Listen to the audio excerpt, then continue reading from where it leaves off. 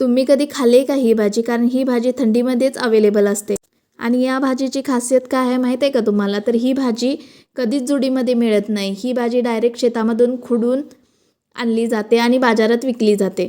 ही भाजी बनवताना याच्यामध्ये तूर डाळ घालायची आणि 2 ते 3 वेळा स्वच्छ पाण्याने धुवून घ्यायचे. ही भाजी बनवण्यासाठी एका कढईमध्ये एक मोठा चमचा तेल गरम करून घ्यायचे आहे. त्याच्यामध्ये 7 ते 8 लसणाच्या पाकळ्या ठेचून घालायच्या आहे. लसूण व्यवस्थित तेलामध्ये भाजला की आपल्याला त्याच्यामध्ये 2 हिरव्या मिरच्या बारीक कट करून घालायच्या आहेत. लसूण आणि मिरची तेलामध्ये नीट भाजल्यानंतर आता आपल्याला याच्यामध्ये हरभऱ्याची भाजी टाकून घ्यायची आहे आणि व्यवस्थित असं मिक्स करून घ्यायचं आहे.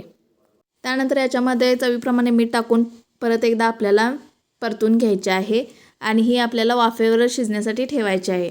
तर ताट झाकून आपण इथे 2 ते 3 मिनिटासाठी झाकून ठेवायचं आहे.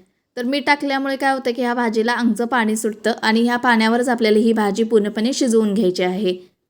ही भाजी शिजवताना याच्यामध्ये अजिबात पाणी घालायचं नाही, पूर्णपणे वाफेवर शिजवून घ्यायचं आहे.